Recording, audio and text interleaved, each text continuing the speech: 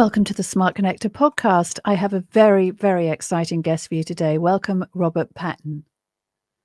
Thanks so much for having me, Jane. So, Robert's an acclaimed author. He's host of the Agency Blueprint podcast, and he's an agency growth expert who helps his clients grow solid, sustainable businesses, grow to 6 and 7 and even 8 figures, and exit. And one of the main problems for many agencies today is how to stand out and prevent their services from being commoditized and price driven, because that's a race to the bottom, as we all know. So, a major focus of our conversation today is going to be differentiation and how agencies can grow by becoming more authentic. Such an interesting topic, and I can't wait to get into it with you, Robert. Likewise. Okay, but before we start, let's just talk about you personally, your history. How come you are where you are today? Where did that all come from? Well, a bit of a meandering story, as I think for many people. I would say, I guess I would have to go back to kind of really younger years. Really, I'm a very analytical mind, very data oriented. I've always loved numbers. Since the age of 12 years old, I was preparing U.S. tax returns and doing bookkeeping. My dad had an accounting firm, so I've been in the accounting world for forever. With that kind of analytical mind, I decided to actually do something completely polar opposite to who I was born as, and decided to pursue a fine art degree and went to school for commercial photography. And after college, or university, as you guys call it in the UK, I had a photography business, grew that to be quite successful, recognized that that wasn't really what I was meant to do. But I've always absolutely loved the arts and absolutely just love the creative mind. I'm married to a fine artist as well. And after having shut my photography business down, doing a kind of year walkabout, my husband calls it my eat, pray, love year. And I traveled around the world, came back and had spent all my money and had to find a job quickly, and ended up finding a job at an agency. And it was the perfect combination between the creative world for me, as well as the analytical mind, the linear mind that I was born with. And it's been agency life ever since. Yeah, that's amazing. So you're a bit of a Galileo figure in a way. You're a Renaissance man, right? I mean, I don't know that I would go quite that far, but that's a very nice way of putting it, I suppose. Yeah, so I think it's very interesting though, because I think received wisdom is that agencies have to be creative. Creativity is obviously a huge differentiator, particularly with advertising, brand marketing. That's very, very important, isn't it? And obviously, we're going to get onto that. But also, a lot of marketing is very data driven, and without the data, there is really no metrics. And so, without metrics, you can't measure anything, can you? So, I think to me, it sounds like your skill set and your passions and your natural abilities marry together really nicely for the role that you've got. I would say so. I mean, to me, everything breaks down to a number. Everything should be measurable to a degree. And how exactly do you measure success, both on the client side as well as on the agency side? Yeah. Um, I find comfort in numbers, right? And if we're making decisions, and where a lot of agencies get stuck is we make decisions based on gut, especially for agencies that have had years and years and years of experience. They have the kind of know-how to go in a certain direction, but if it's not data-based, you can make the wrong decision even with 30 years, 40 years of experience. And so everything, I think, should be based in data somehow. Yeah, and that is very, very important, because I think the higher up you get in the agency world, and I was very high in the agency world, as we sold our business to the US Communications Group into public. So I was one of their managing directors. And believe me, at that level, it's all about the data, it's all about the numbers. It's what they care about. Because at the end of Hmm. the day, it's a business, isn't it? We've all got to make money. And let's not forget about that. It's not a hobby. It isn't fine art. And it's a very competitive and sometimes very cutthroat world. So actually, data is also a tool. And when you are commercially successful and you are profitable, then that gives you the edge, really, doesn't it? Because then you are able to reinvest in your growth, reinvest in the best people, and essentially have a better business. So I'm totally with you on that.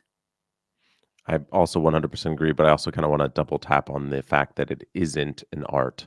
And I think that loads of agency owners would fight you on that, but I 100% agree that you Mm, need to be doing this in the guides of the business outcome, both for you as well as for the client. And mm. you're not doing this for art's sake, you're doing it for a business outcome. And I recognize that a lot of creatives kind of get stuck in that paradigm of I love art, I'm a creative, but this is for a business outcome, and I think that's a really important call out. Well, yes, exactly, and I suppose it there's always gonna be, to a certain extent, a bit of tension in agencies, really, because, I mean, it's inevitable, isn't it, by people who essentially they have the business head on, and, then obviously the creatives. I certainly know when I was in agencies, the creators, what they wanted to do, their motivation was not necessarily, "I want to earn the highest salary and get those juicy, bonuses and profit share and all the." They didn't really care about that a lot of the time. What they really wanted to do was do great work, and Mhm. that is the main driver and the motivator. So, essentially, I guess people who are more business-minded, they appreciate and they love the great work, but at the same time, it has to be there for a reason, doesn't it? 100%, and you need both, right, in order Good. to have a profitable, growing business. Definitely. Okay, well, I've got plenty of questions I'm gonna ask you today, Robert, so if it's okay, we'll get straight into it. Let's do it. Okay, so we're gonna talk about, how to prevent your services being commoditized and just compared on price, because the price matching is a totally soul-destroying and profit-destroying situation for agencies to be in, but it's very common, isn't it? Yes, it is. I would say it's one of the biggest holdbacks for a lot of agencies. And I kind of want to take a bit of a step back here. And I recognize that this is a US metric, but there's 350,000 agencies, and kind of large air quotes on agencies because a lot of them are freelancers. But because of that, it's created loads of issues for lead gen, for sales. It ends up putting us in a place of discounts. It becomes hard for the client to differentiate you from the other agencies out there because so many people sound exactly the same and are positioned exactly the same. Definitely, definitely. So obviously, differentiation is absolutely key, isn't it? If you're not differentiated, you will be in that race to the bottom that you mentioned at the very beginning of always competing on price. You will be Exactly. stuck in that commoditized place 100%. Yeah, and the irony is that a lot of agencies are engaged in the process of differentiating for their clients, positioning their clients, but they don't necessarily do it for themselves, do they? Why is that? I mean, there's so many reasons why I would say that that happens, but the predominant reason why is that here's kind of what happens at the very start, I would say. And this has happened many times in conversations around differentiation with clients. Um, is that a lot of agencies will look first place is look at the competition to determine their positioning. Yeah, And I find it very ironic that when you go into a branding process for your clients, one of the first things you're doing stakeholder interviews, you're then doing customer interviews or client interviews. Then you go to the competitive landscape to understand exactly how others are positioned so that you're not emulating them or even differentiating from them. But you start with what the business is all about, and you don't start there. And I was having a conversation with a client. It's been maybe about a year odd, and it was a Friday afternoon. We were talking about differentiation, and we were going to continue the conversation on Monday. And what he said was, "I'm going to take some time over the weekend, and I'm going to do some research around my competitors." I'm like, "No, don't yet. Like, you want to confirm the direction we head afterwards." But I mm, would challenge every single one of you listening right now: take your website copy, the headline, the subheadline, the position that you currently have. Take your top 10, 15 competitors, take their headline copy, and then I want you just to directly compare them to yours. I can Ah, pretty much guarantee you that they sound the same without the branding. You take the logo away, it sounds exactly the same. yes, you're so right. There's just a well, it's a sea of sameness, isn't it? That's the phrase, isn't it? Yeah. 100%. Okay, yeah, and I certainly know look, it's tough, isn't it? It's not easy when essentially you are working for the same outcome, right? A lot of the time. So, a client might come to you and they have a requirement for a campaign, and they might know what that campaign is going to be, or at least they'll have quite a strong idea. And so, essentially, if you're an agency and you're asked to pitch for a campaign, and it's going to be here's the brief and all the rest of it. How can you really stand out in that situation? Well, you're talking kind of in an RFP orientation. The first thing that I would even say is, why are you there to begin with, right? What is the reason why you're even involved in that conversation in the first place? Absolutely. Is it really a campaign you should be working on? Is it a core competency of yours? And if Yeah, so, once you have that understanding of why they've invited you to the table to begin with, it allows for you to understand what it is exactly that they're looking at from you. yeah, And it's also challenging, right, the client in a lot of instances. And they may be right with the direction that they're going, but understanding why and how they got to the direction that they want to head for that campaign in the first place. And a lot of us, what we want to know when we're hiring an expert, when we're hiring a specialist, is that they are going to take control of the situation and we are safe. definitely. And in order to be able to do that, you actually have to be able to show them that you are an advisor in the situation. If you actually relegate yourself to being the pair of hands and just doing the creative work for that campaign, you're never going to actually establish that advisor, that specialist, that expert position with them. So you need to first challenge the idea, the concept, the direction in the first place, and then kind of go out of the box a little bit in a lot of instances, right? If you kind of toe the line of a lot of what other agencies are going to do, you're going to look exactly the same as well.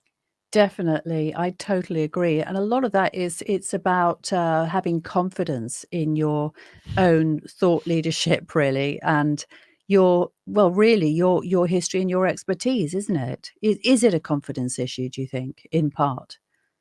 I would a lot of sales is and positioning is in a sales conversation, and when you're presenting is 100% confidence because people are not going to have confidence in you if you don't first have confidence in yourself. A Yep, little bit of an embarrassing admission, I suppose. In like the first sales conversations, right? Career accountant, working as the head of finance for years. As started my own business, obviously I had to do some sales at some point, right? And I had to muster the confidence. Like I'm a generally fairly confident person to begin with, but a sales conversation, I wasn't a sales. I hadn't been trained in sales. That wasn't my job really, and I was getting into my first like bona fide. I'm the only salesperson on this call. I would stand in like Superman pose, giving myself words of self affirmation of like, you've done this in your career, you've done this, you've accomplished this, to like allow for my confidence to be boosted a bit, and then going into that conversation because it's kind of that idea of how they say that dogs can smell fear. It's your prospects can smell when you don't feel the confident level and you're not sure in yourself of the direction that you're headed, and they won't yeah. trust you. Yeah, and something I just want to touch on this because my nephews and nieces were brought up in the US. My sister used to say when they were at school, she used to say, "Oh, it drives me mad. They come home with all these tics and they've got all these spelling mistakes, and all they care about is putting them in front of the class and them doing a presentation." And she said, "I wasn't brought up like that. I was brought up to write proper essays. Nobody ever asked us to stand in front of the class and do a presentation." And when she started working in corporate America, which she did because she married an American guy, she said the same thing. She said, they're all like great salespeople. You put them in front of an audience and they'll put on the performance of their life. And I'm just wondering, is it that we Brits are like too reticent and that you being from across the pond, let's just say, in the US, are you really brought up with that? If you like, primed for that kind of confident presentation style? Or is it Um, just a thin kind of veneer that you just have to keep working on? I mean, I do think that in the US, I mean, I'm married to a Brit as well, so I understand the nuance and was living in London fairly recently. So, um, I understand the like distinction between British culture and American culture, but I don't know that I would say that entirely because I had the exact opposite effect as a child being forced to Yeah. speak in front of the class. It actually made me less likely to want to do that and not want to perform because I didn't enjoy it. So I was put on the spot. It is something that is held in high esteem, extroversion, confidence, Mm. machismo, if you will, in like the Mm. masculine sense of it as well. Um, it's definitely a very American thing. And I don't know that I would call British culture and people to be I don't remember the exact word that you used, but I don't know that I would say that they don't have confidence. They do have confidence, but it's in a respectful undertone kind of way. Um, and you have to pay attention more when it comes to someone that is British speaking because they're going to be a lot more reserved. Mm. Yeah, I think that's true, and then maybe there will be kind of nuances, maybe like a little bit of subtlety. There are certain things maybe that we like to use a little bit more, like irony and stuff like that. But anyway, yeah, just an interesting little diversion there. Okay, so what is at the core of a differentiation to you, Robert? So I was actually talking fairly recently and speaking to a group of agencies at a conference about this, and 80% of the room, when I asked them this, was actually not clear on the core of their differentiator or a differentiator in the first place.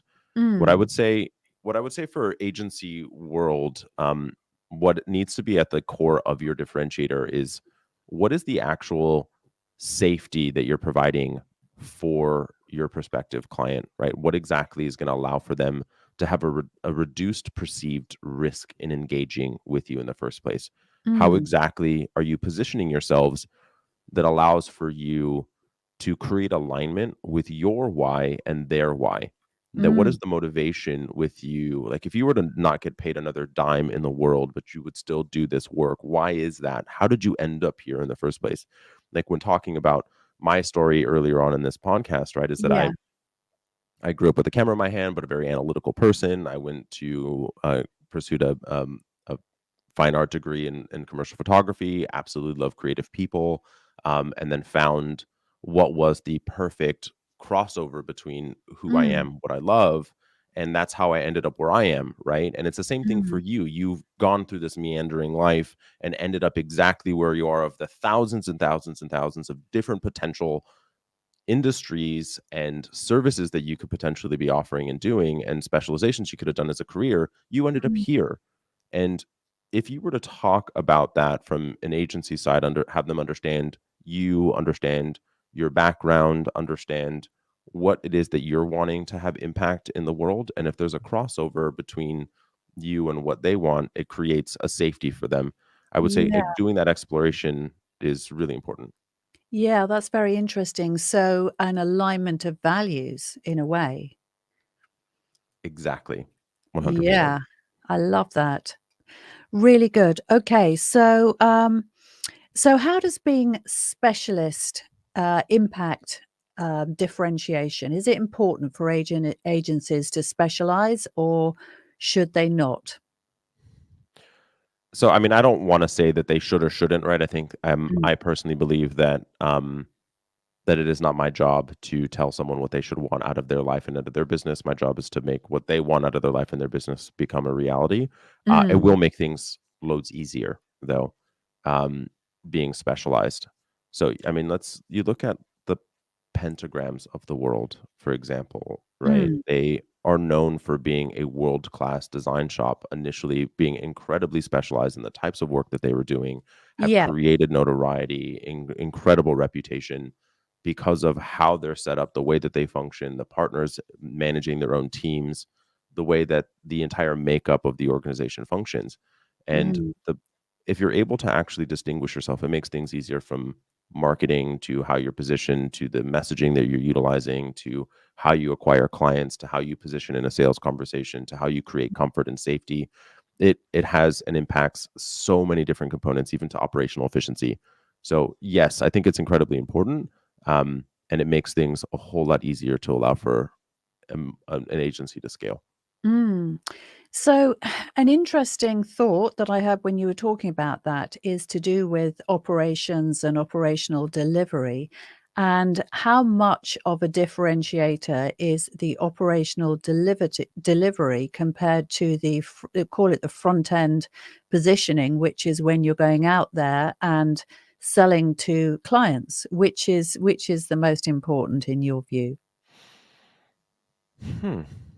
I can't say that I can choose between the two. I think that they're both Mm. incredibly important. You can't have one without the other, right? Yeah. Because I mean, you want to have a profitable business, right? You need to be able to sell the revenue to be able to bring in the money in the first place, and then you need to have good operations for it to be profitable. And you're not having cost overruns, so they kind of go very close in tandem. They Revenue do. doesn't solve all problems, right?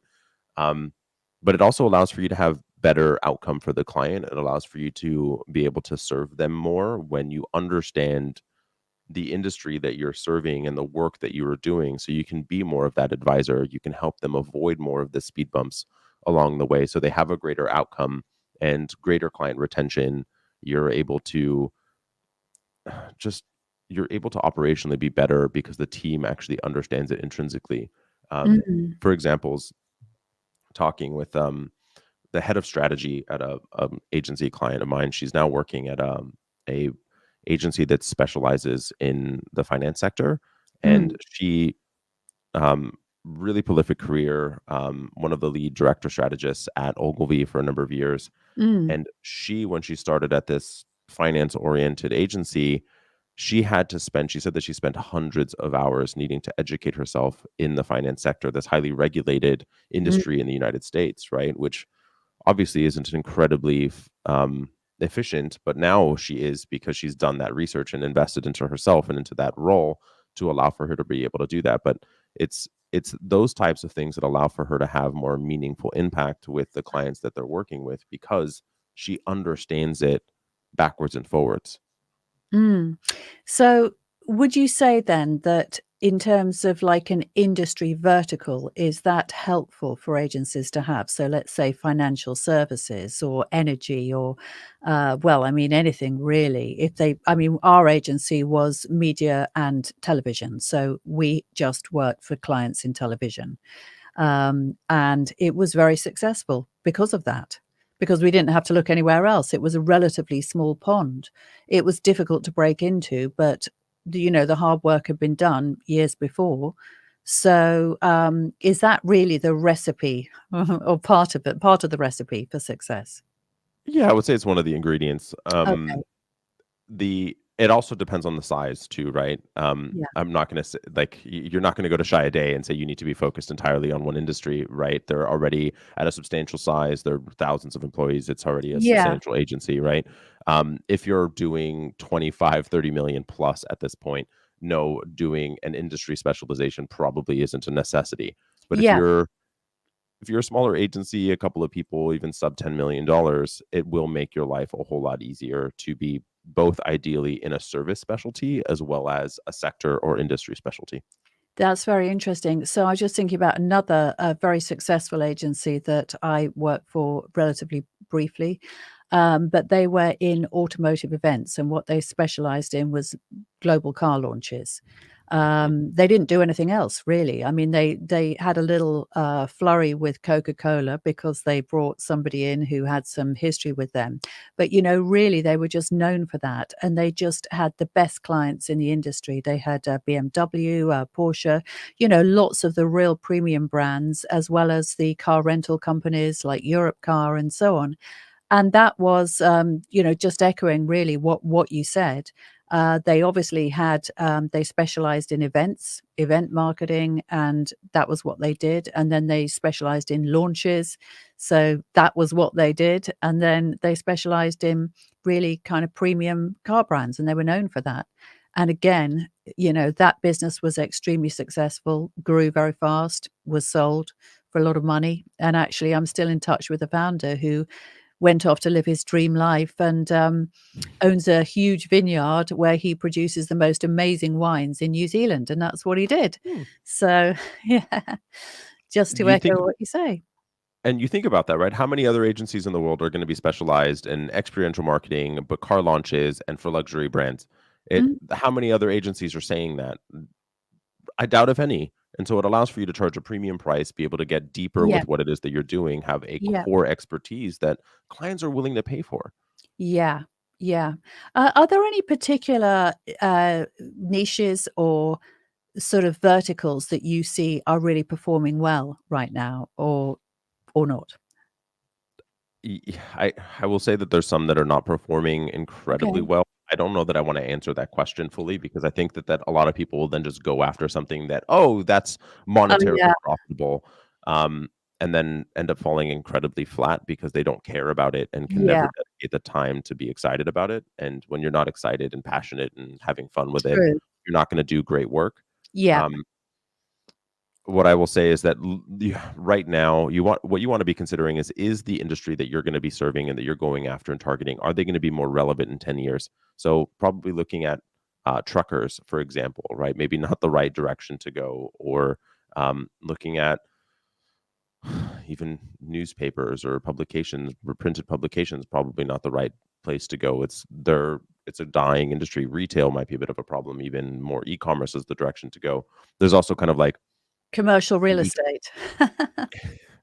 some like economic factors that need to be considered Mm, with high interest rates right now. There's less available capital, so the technology sector has been a bit struggling. Financial sectors have been struggling a bit as of late. Doesn't mean that you shouldn't specialize in them. It just means that you have to know them really well and have a core expertise that allows for you to be able to do good work with them, um, mm, because there's less available work within those sectors at the moment.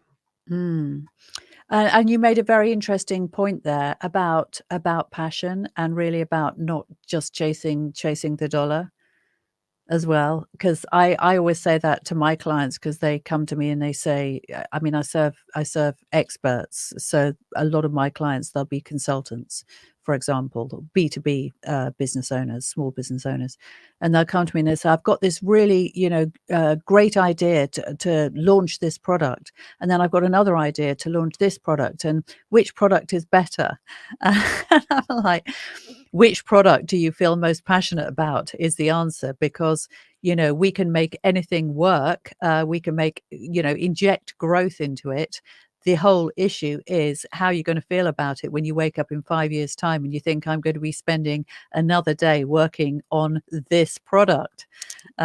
So yeah, that's it really. It's so important, isn't it? It's incredibly important. I mean, do you really want to be living a life where you're spending your 40 hours a week or more focused on something that you actually don't enjoy? That doesn't sound like a life that I want to lead. And No. I mean, there's totally stealing from a client here, but I just think that this puts this is so incredibly well on how I feel about the thing that I get to do and where I get to be able to help agency owners be able to have their dream life now, and it makes me feel incredibly fulfilled in what I Mm, get to do day to day. But the thing that I've used now with clients and going through a vision workshop with one of my one-on-one clients, at one point he said, "Oh, so what we're looking for really is the thing that's gonna make my tummy smile." And what he meant by that was, like, the thing that gives, like, that butterfly feeling, that thing that, like, really energizes you, makes you really mm, incredibly excited, and if it doesn't give you that butterfly feeling anymore, or it's not something that actually starts off that way, then you're 100% going down the wrong path, and money is a great motivator. I'm not gonna say that it isn't, right? We need to have the roofs over our heads and be able to feed ourselves and all of that. It's something important, but it also isn't everything, and I know for me, having reached I don't really need any more money at this point, right? Like I have all of my life needs covered. I live a phenomenal life, better than I ever thought I would 20 years ago, live the life that I get to lead now. But I still incredibly want to grow because I want to help more agencies now. It mm. isn't about the money. That isn't the motivator for me anymore. Money only takes you so far. I mean, Yes. I think there was a study done in the US. I want to say it was New York Times that published it a year or two ago, talking about the correlation between happiness and money and how much that actually provides for motivation and energy.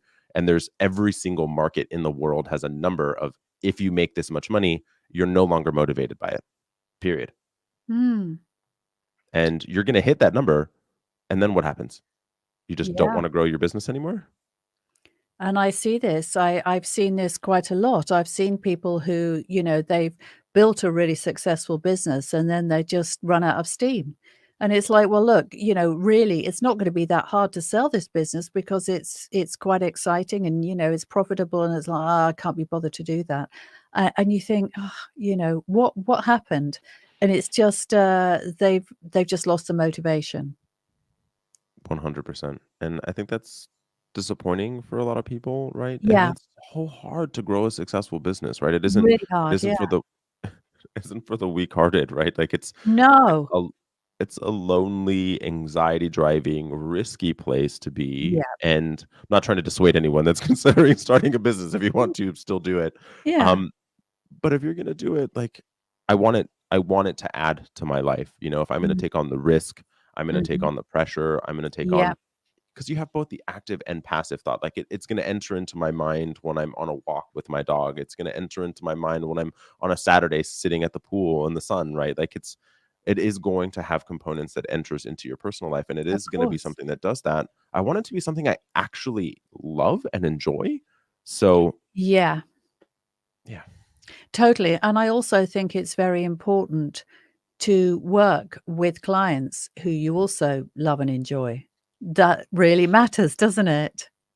it 100% does because Yeah. I'm sure we all have had clients that sucked the energy out of the room, where we got the email and like, ugh, this person again, right?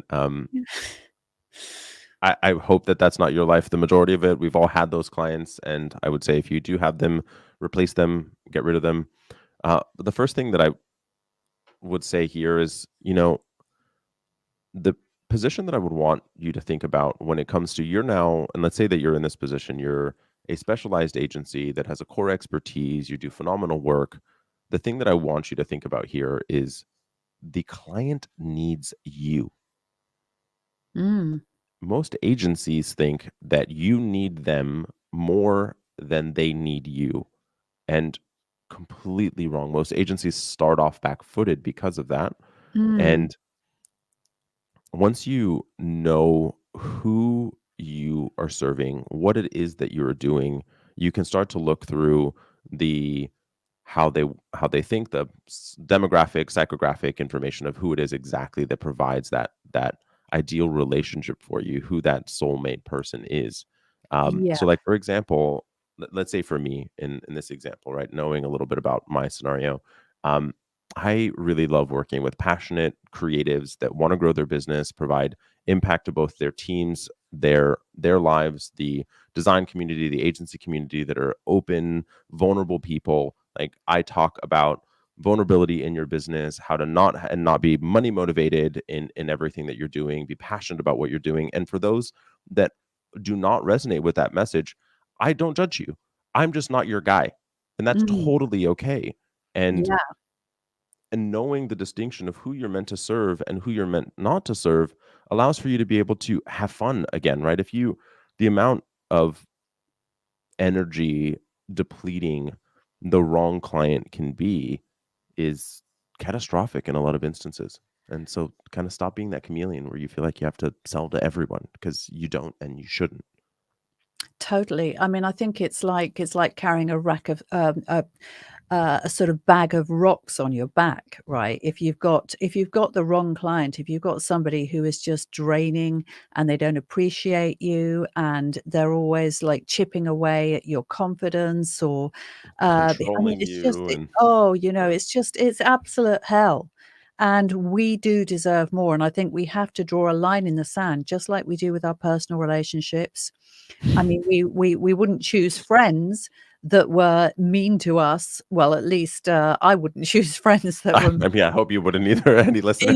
yeah, and who criticized us the whole time, and so we really shouldn't put up with that. There are enough people in the world, enough clients who are really going to appreciate us and are gonna love what we do, and that is just the most fantastic relationship because we feel as though our talents are being recognized and celebrated, and we are making a difference.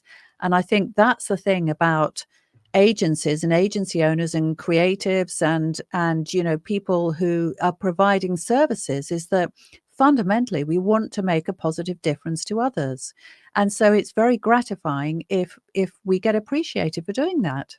It's relatively simple in a way, isn't it? It is. And I mean, I think that you called out something that's incredibly important to you, right? Is that there are enough people, there are enough businesses out there. There's 8 billion people on the planet, millions and millions and millions of businesses. I mean, I want you to think about it this way, right? If you're considering a, a sector or industry focus, the service that you're offering, I want you just to look at how many businesses are within that sector. If you Mm. can just do 1% of that market, what size can your agency grow to? Is that going to surpass your goals? Probably many times over. There's plenty of people out there. You do not need to sell everyone. It you're Trust me, you will thank me and you'll thank yourself for it by not selling every single person and knowing who you want to work with and saying no to the people that you don't. And that's Mhm. you're not meant for everybody. And I know that I'm not, and I'm perfectly okay with it. But, it's also quite a scary thing, I think, for some people to say, "Okay, I'm gonna close the door on these people," and I know that a lot of people do struggle with that whole issue of, "I'm gonna niche down. I'm going to just appeal to this group of people. I'm gonna close the door to, people in a different industry, clients who are not they don't necessarily resonate with my values. Maybe I could get to like them if I just warmed up to them or they warmed up to me," and all of these things that we tell ourselves when really I think that probably comes from a place of fear. Would you agree? 100%. But I also want to even flip it on its head there for a moment. I want you to think about this way for a second, right? And most people think that you're have like this FOMO that you're going to be turning away opportunities. In fact, the opposite is true. Mm, I want you for a lot of businesses, right? And I want you to think about your business listener right now. It feels, and I don't want to discount the love that parents have for their children, but it does feel like a child, like an appendage to you, because it mm, has been so incredibly fought for, the risk, the time, the yeah. fully consuming piece that it is of your life, at Yes. least at the early stages. For the person that you're selling to, in so many instances, especially if you're selling to the SMB market, right? You're going to be talking to a higher level, either owner, partner, executive within the organization. And if you were to, in your personal life, let's say that you need to have the brakes done on your car. Are Mm. you and you have two different options sitting side by side on the street of a shop that does computer repair, brakes, does, roofing, does this, does that, and then you've got the next place that does only exclusively German made vehicles and the brakes for them, and it's the family vehicle that your children are going to be driving in. Which place are you going to go to? That is actually hilarious. I must admit, I've never come across a shop that does tires and computer repairs and probably like a, takeaway kitchen where you can get like a really nice burger and Yeah, they shouldn't exist if they do exist, and but agency world tries to do that, right? A Yeah, lot of agencies try to be that, and yeah. it doesn't work, and nobody believes that you can do all of that and do all of that well. So, Well, that's absolutely amazing. Robert, what I'd like to talk about is you've got a special offer, a download, haven't you, that you've prepared for our audience? So, would you like to talk about that? yeah, if you go to creativeagencysuccess.com/smart connector, there's 3 things that you can do on that page. I've put together on that page our capabilities deck guide. It walks you through how to create your agency pitch, but to do it in an authentic way that creates alignment between your prospective buyer and what your core differentiator and your reason for existence in the world is, to create alignment between the two, create more safety. If you're wanting to dive deeper into how you can go about growing your business, we've got a free copy of my international best-selling book, The Practical Agency, there for you to go ahead and download. And if you're currently in a place of struggle, wanting to figure out how you can go about growing your business and not sure which direction to go, I'm happy to have a chat with any listener of the Smart Connector and talk about what would be the top 3 things that you should be doing right now. And I'm sure that all the listeners here are one of the Smart Connector podcast, want to help more people, create more impact, and I want to be able to help you do that. Oh, that's amazing. Well, Robert, it's been an absolute pleasure. I've so enjoyed our conversation together. Obviously, because of my background and my interests as well, it's been a particularly special episode. So thank you so much for joining us. I've really enjoyed having you here as a guest. Thank you for having me, Jane.